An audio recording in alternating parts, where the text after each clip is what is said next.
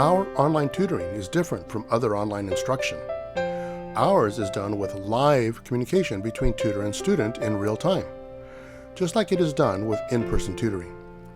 Tutor and student can see and hear each other in real time, just like it is done with in-person tutoring. An interactive whiteboard is used on which both tutor and student can write or draw on or erase, just like it is done with in-person tutoring.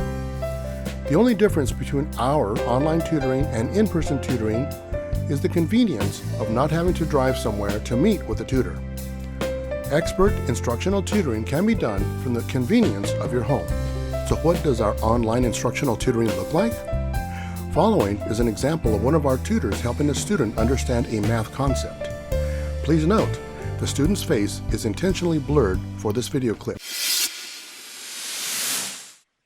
Okay, good. So let's just take a look then one at a time. So number one, identify the simplified scale factor of figure S to T.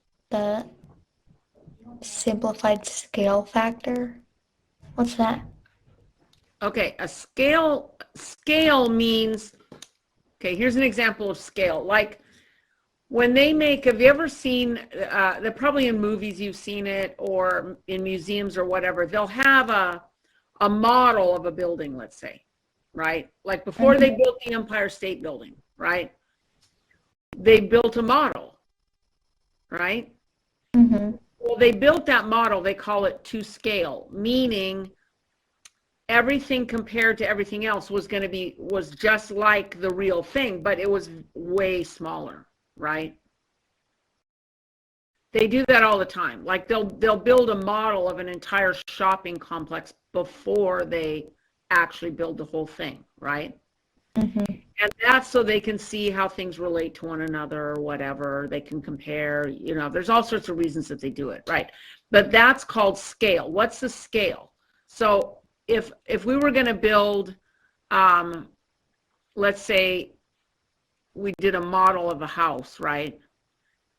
And this was the model, this was the small one. And then, but the real house was going to be like much bigger, right? Mm-hmm. So let's say this house on the bottom here was 10 feet, but this house was 50 feet. Well, the scale in that case would be, if this were house A and this were house B, the scale factor, the ratio of one to the other would be 10 to 50. Oh. Right? Now, usually, like over here, they're doing it as a ratio. You could also do it as a fraction. But now if you simplified this, well, you can divide both of these by 10, right? So your simplified version then would be 1 to 5, meaning this house is 5 times as big as this. That's a scale factor, comparing one to the other. And they do it in the form of a ratio. They could write it as a fraction, but in this case, they usually use a ratio like this with a colon, right? So if you look at this, really all you have to do is choose a side. So I would choose either this side compared to this side, or this side compared to this side. It really doesn't matter which one you choose, right? The bottom one's pretty easy. So if we took the bottom one, we would go, okay, well, S to T. So make sure that you do it in the order that they're saying. So you want to do S to T, which means S is 2, T is 8. So you've got a scale factor of 2 to 8, but they want it simplified. So what would 2 to 8 be if you simplified it? 1, 4? 1 to 4. Does that make sense? Yeah. Even young children can use our online platform to learn. Following is a video clip of a young student learning some of the phonics rules. Learning phonics is a necessary step in the process of becoming a proficient reader.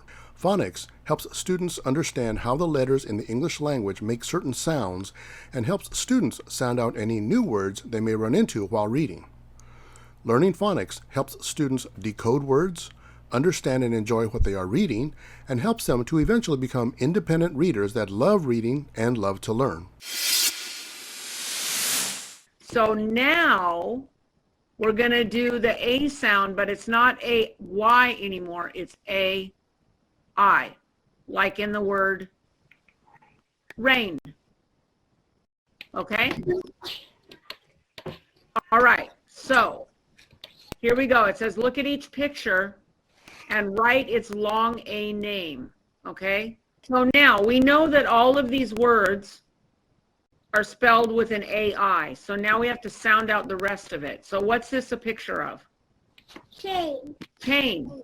So how do you spell the ch sound? Can you spell the word chain for me right here?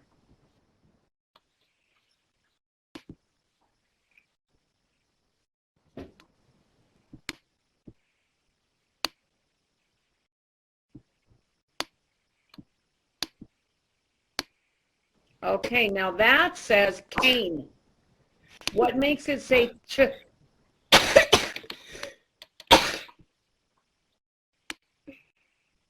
Exactly. Well done. All right. Now, the arrow is pointing at what?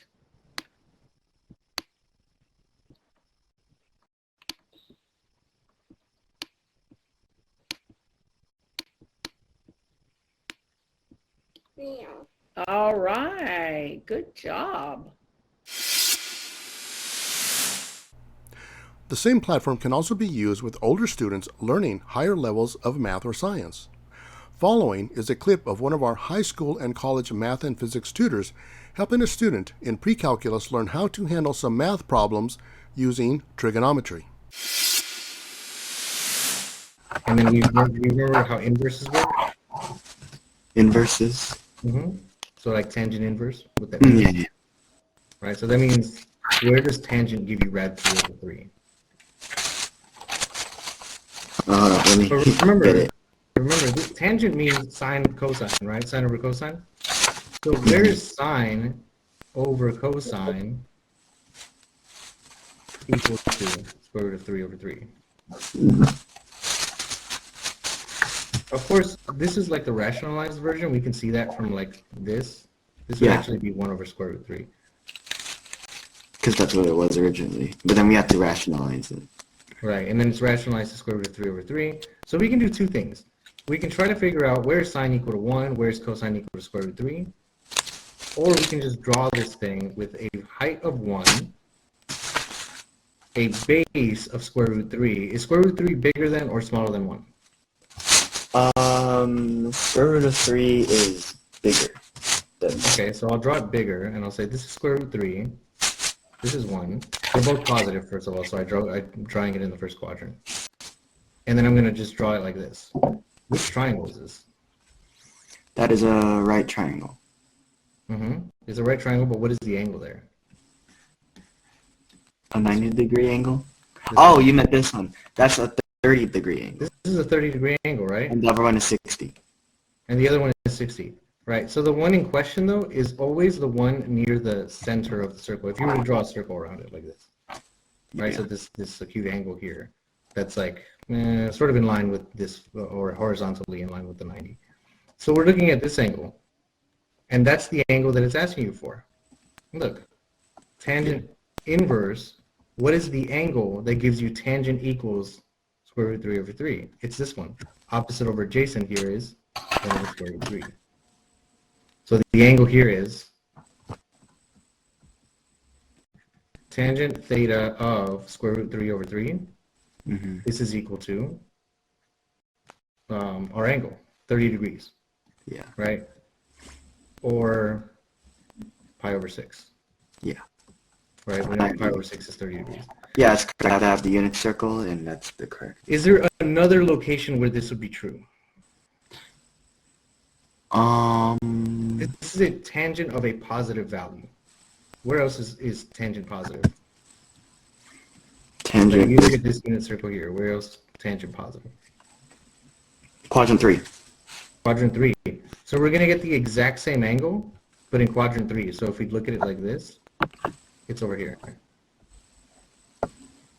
But what angle is that then? That angle It's is like 180 plus 30. So that's 210. 210 degrees. Or we can call it pi plus pi over 6. Which is 7 pi over 6. 7 pi over 6, right? So we have two answers for this thing.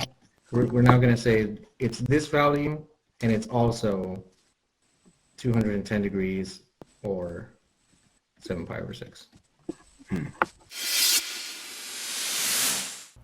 Give your child the added advantage of individualized, one-to-one instruction from a qualified tutor. Stop the struggle. Help your child to succeed as a student. Call today, 818-557-7379. SuccessTutoringOnline.com.